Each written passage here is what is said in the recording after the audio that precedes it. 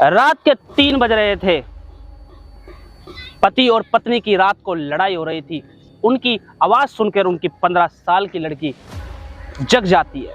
वो अपने माता पिता के कमरे की तरफ जाती है। वो देखती है कि उसकी जो आवाज़ें आ रही थी वो माता पिता के कमरे से आ रही थी। वो थोड़ा सा और नज़दीक जाती है और उन आवाज़ों को सुनती है, और उन आवाज़ों को सुनकर उसे ऐसा लगता है कि जैसे कि काफ़ी तेज़ के माता पिता के बीच में झगड़ा हो रहा है। वो एक छोटे से छेद से, एक छोटे से सुराग से घर के अंदर का नज़ारा देखती है। वो क्या देखती है, उसकी आंखें फटी की फटी रह जाती है।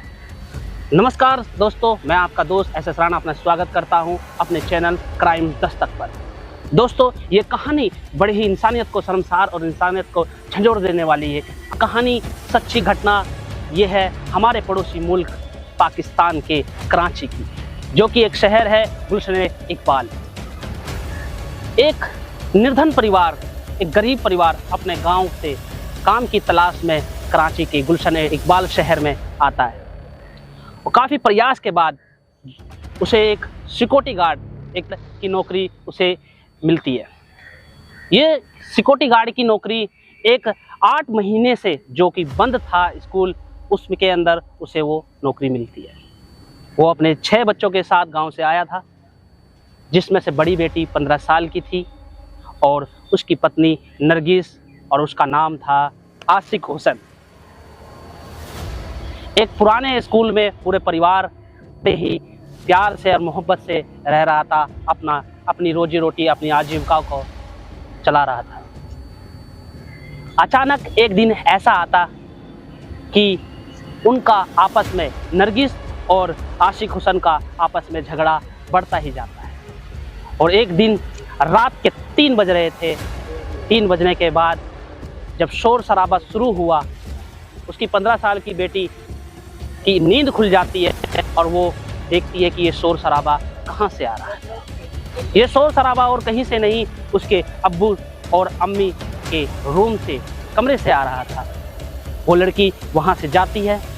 जाने के बाद वो देखती है, प्रयास करती है कि आखिर रूम के अंदर, कमरे के अंदर क्या हो रहा है। कमरे के अंदर एक छोटा सा, कमरे के दरवाजे में एक छोटा सा छेद था, एक छोटा सा सुराग था। उस सुराग से वो लड़की पूरे कमरे का नज़ारा देखती है। उसकी आंखें फटी रह जाती।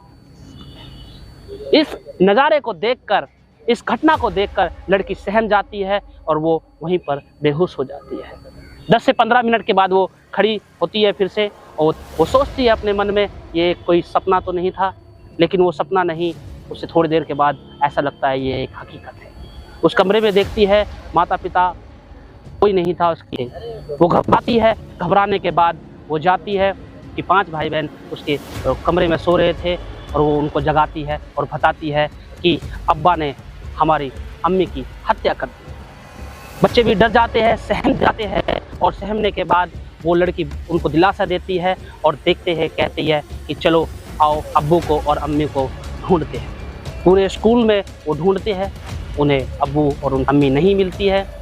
ढूंढते ढूंढते लड़की की नज़र कैंटीन की तरफ जाती है। कैंटीन पर जाती है जो कि काफ़ी दिनों से बंद थी। ढूंढने के बाद उसको सामने स्कूल से बाहर एक पुरानी कैंटीन दिखती, जिस कैंटीन में वो परिवार कभी कभार खाना बना लेता था।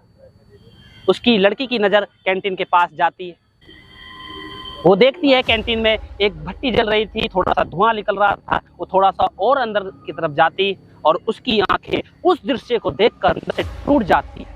वो देखती है कि एक भट्टी जली हुई है और भट्टी पे एक हांडी रखी हुई है, और हांडी से भाप बनकर जो धुआं उड़ रहा है वो देखती है।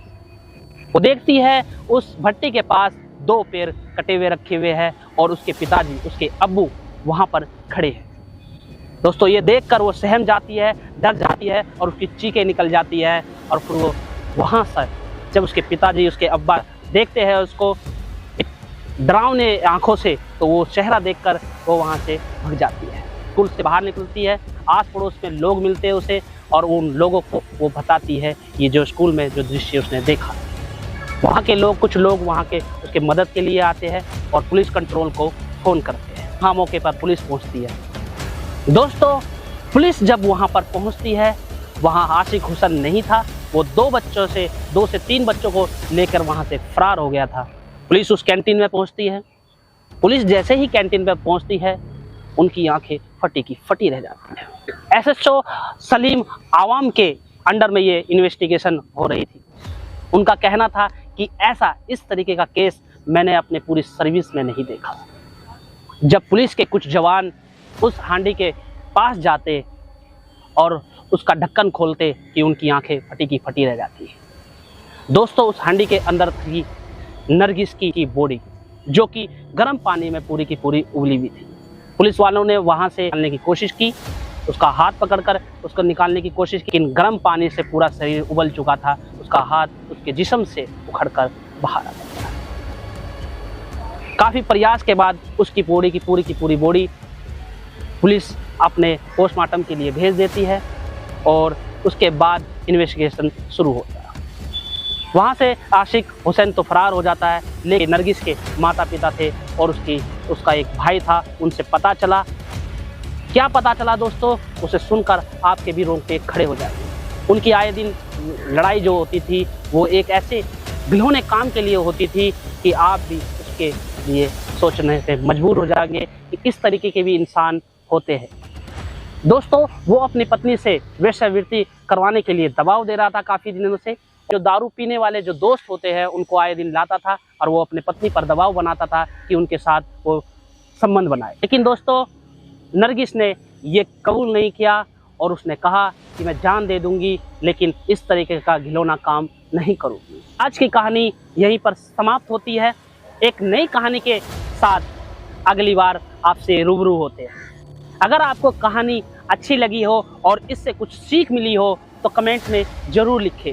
अगर इस चैनल पर आप नए हैं तो चैनल को सब्सक्राइब ना भूलें, ताकि ऐसे ही आपको सीख देने वाली कहानियाँ आपके सामने लाए और आप सतर्क रहे, सावधान रहे और अपने परिवार को सुरक्षित रखें।